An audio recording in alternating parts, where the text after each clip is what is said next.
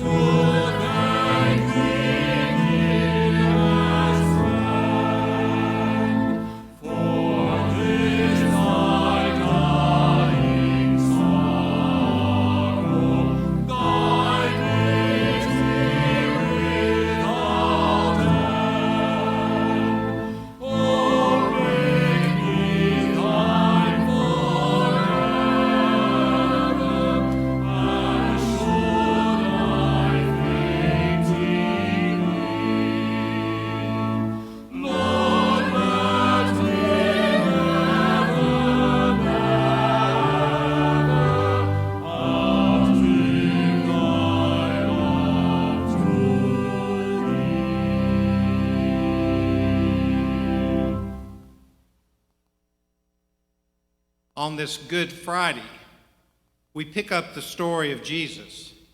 He has shared his final meal with his disciples. Judas has gone.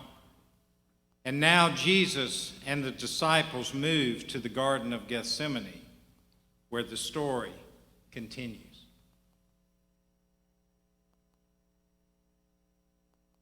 Jesus went forth with his disciples across the Kidron Valley, where there was a garden, which he and his disciples entered.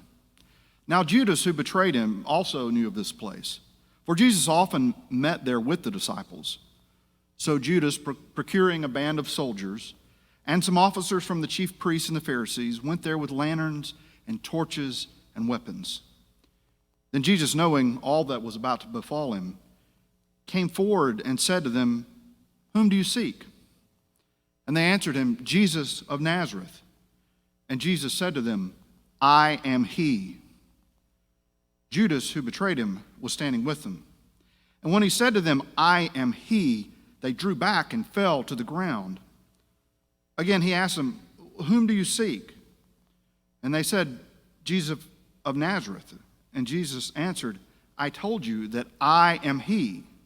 So if you seek me, let these men go." This was to fulfill the word which he had spoken. "I did not lose a single one of those whom you gave me."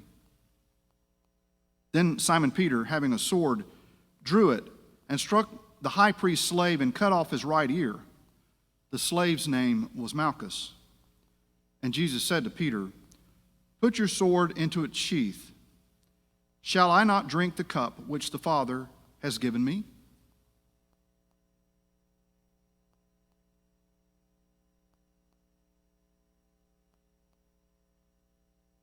So the band of soldiers and their captain and the officers of the Judean authorities seized Jesus and bound him. First they led him to Annas, for he was the father-in-law of Caiaphas, who was the high priest that year.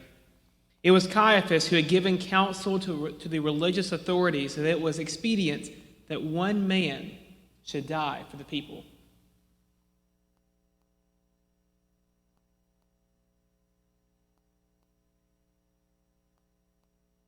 Simon Peter followed Jesus, and so did another disciple. As this disciple was known to the high priest, he entered the court of the high priest along with Jesus, while Peter stood outside at the door. So the other disciple, who was known to the high priest, went out and spoke to the woman who guarded the gate and brought Peter in. The woman who guarded the gate said to Peter, "Are you not also one of this man's disciples?" He said, "I am not." Now the servants and officers who had made a charcoal fire because it was cold, and they were standing there warming themselves. Peter also was standing with them, standing and warming himself.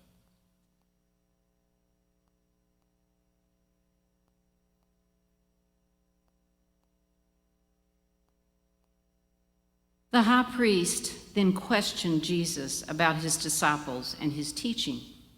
Jesus answered him, "I have spoken openly to the world. I have always taught in synagogues and in the temple, where all Jewish people come together.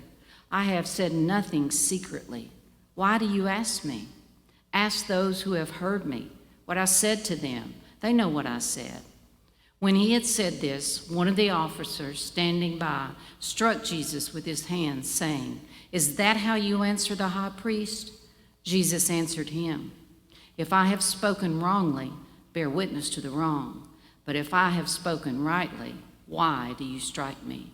Annas then sent him bound to Caiaphas, the high priest.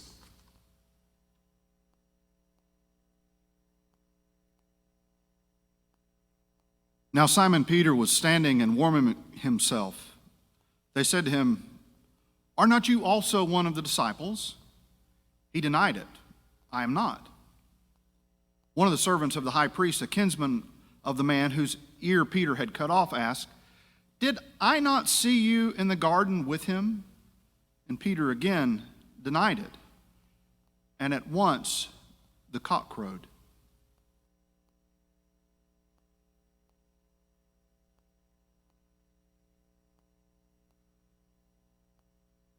They led Jesus from the house of Caiaphas to Pilate's headquarters. It was early. They themselves did not enter the headquarters so that they might not be defiled, but might eat the Passover. So Pilate went out to them and said, "What accusation do you bring against this man?" They answered him, "If this man were not an evildoer, we would not have handed him over." And Pilate said to them, "Take him yourselves and judge him by your own law." The religious authorities said to him, "It is not lawful for us to put any man to death."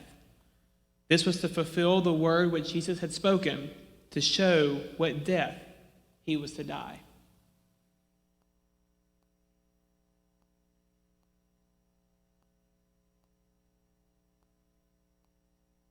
Pilate entered the headquarters again and called to Jesus. He said to him, "Are you the king of the Jews?"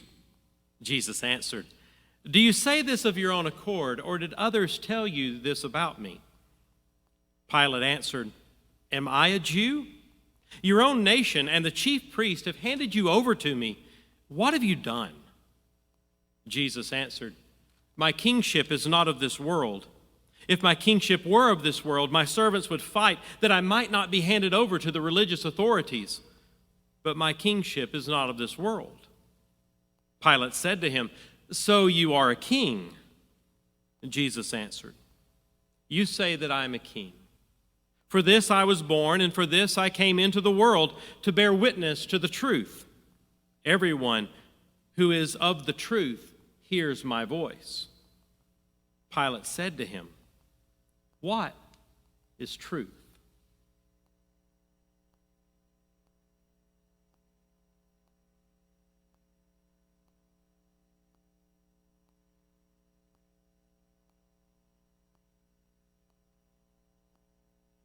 After Pilate had said this, he went to the religious authorities again and told them, "I find no crime in him, but you have a custom that I should release one man for you at the Passover.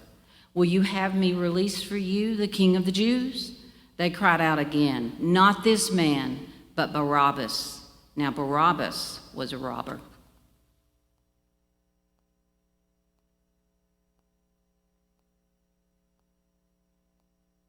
Then Pilate took Jesus and scourged him. And the soldiers planted a crown of thorns and put it on his head, and arrayed him in a purple robe. And they came up to him, saying, "Hail, King of the Jews!" and struck him with their hands. Pilate went out again and said to them, "See, I am bringing him to you, that you may know that I find no crime in him."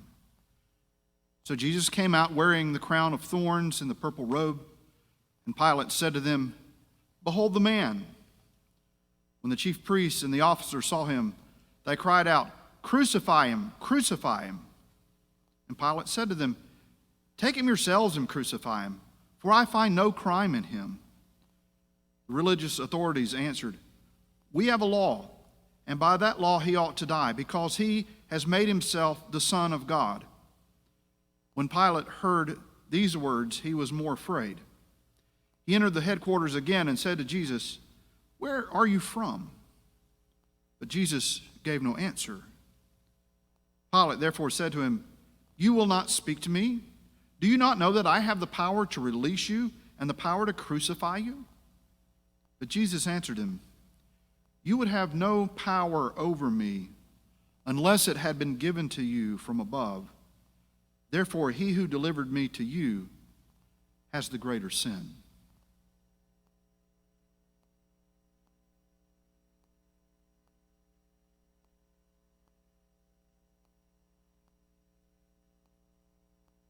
Upon this, Pilate sought to release him. But the religious authorities cried out, "If you release this man, you are not Caesar's friend. Everyone who makes himself a king sets himself against Caesar." When Pilate heard these words, he brought Jesus out and sat down on the judgment seat at a place called the Pavement, and in Hebrew, Gabbatha. Now it was the day of preparation of the Passover, and it was about the 6th hour. He said to the religious authorities, "Behold, your king." They cried out, "Away with him! Away with him! Crucify him!" Pilate said to them, "Shall I crucify your king?" The chief priests answered, "We have no king but Caesar." They handed him over to be crucified.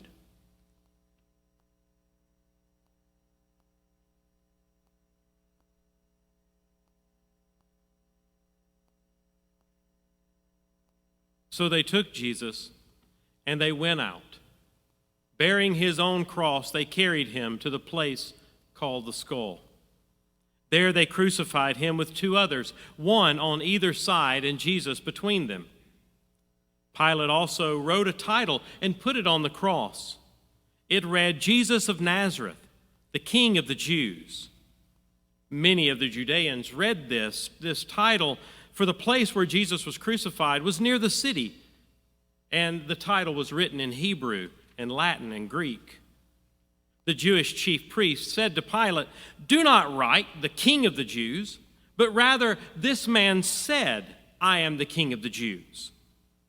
Pilate answered, "What I have written, I have written."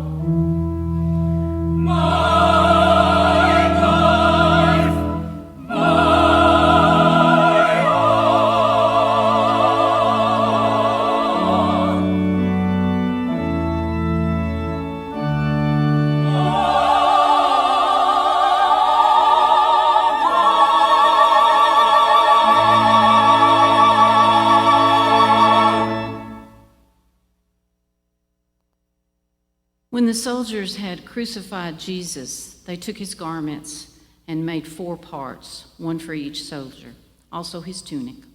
But the tunic was without seam, woven from top to bottom. So they said to one another, "Let us not tear it, but cast lots for it to see whose it shall be." This was to fulfill the scripture, "They parted my garments among them, and for my clothing they cast lots."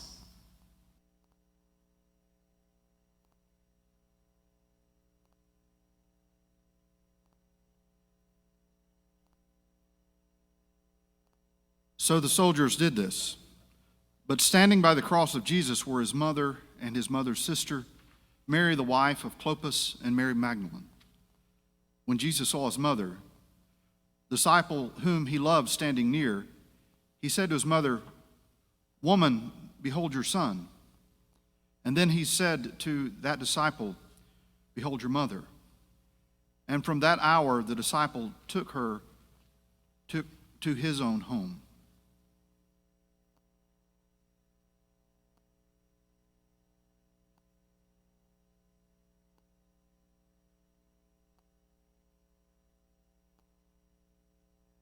After this, Jesus, knowing that all was now finished, said, to fulfill the scripture, "I thirst."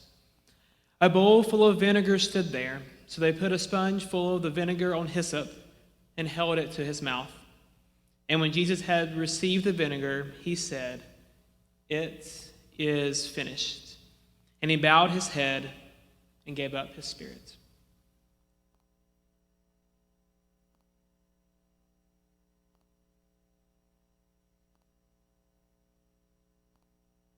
Since it was the day of preparation, in order to prevent the bodies from remaining on the cross on the Sabbath, for the Sabbath was truly a high and holy day, the religious authorities asked Pilate that their legs might be broken, that they might be taken away. So the soldiers came and broke the legs of the first and of the other man who had been crucified with him. But when they came to Jesus, they saw that he was already dead, and they did not break his legs. But one of the soldiers pierced his side with a spear, and at once there came out blood and water. He who saw it has borne witness. His testimony is true, and he knows that he tells you the truth, that you may believe. For these things took place that the scripture might be fulfilled. Not a bone of him shall be broken. And again, another scripture says, "They shall look upon the one whom they have pierced." After this, Joseph of Arimathea, who was the disciple of Jesus, but secretly, for fear of the religious authorities, asked Pilate that he might take away the body of Jesus. And Pilate gave him leave. So he came and took his body away.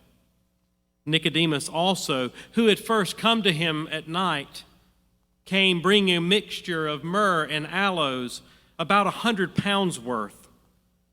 And they took the body of Jesus, and they bound it in linen cloths with the spices, as is the custom of the Jews at the time of burial. Now there was a place where, near the place of the crucifixion, where there was a garden. And in that garden there was a new tomb in which no one had ever been laid. So because it was the Jewish day of preparation, and as the tomb was close by, they laid the body of Jesus there.